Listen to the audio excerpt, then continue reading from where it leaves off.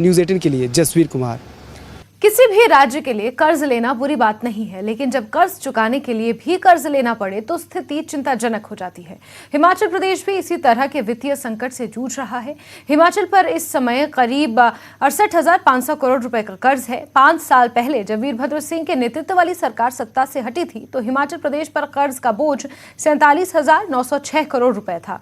हिमाचल सरकार ने नए वेतन आयोग को लागू किया है। सरकारी कर्मियों को एरियर देना है और पेंशनर्स को भी बढ़ी हुई पेंशन हर महीने देनी है। ऐसे में आने वाले 10 साल या उससे पहले ही ये कर्ज 1 लाख करोड़ रुपए से पार हो जाएगा।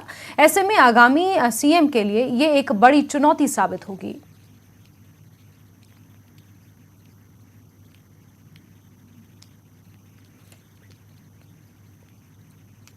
किसी भी डेवलपिंग इकॉनमी के लिए, विकासशील इकॉनमी के लिए राज्य को लोन लेने पड़ते हैं।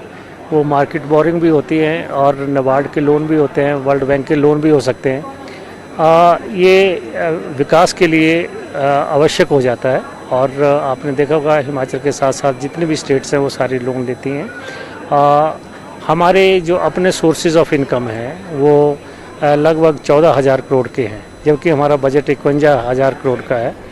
तो इसमें कुछ सेंट्रल टैक्सेस का शेयर हमारा आता है और स्कीम्स के through, centrally sponsored scheme, central assistance, ये हमारे कुल मिला के 40,000 करोड़ के करीब होता है, जबकि हमारा बजट 51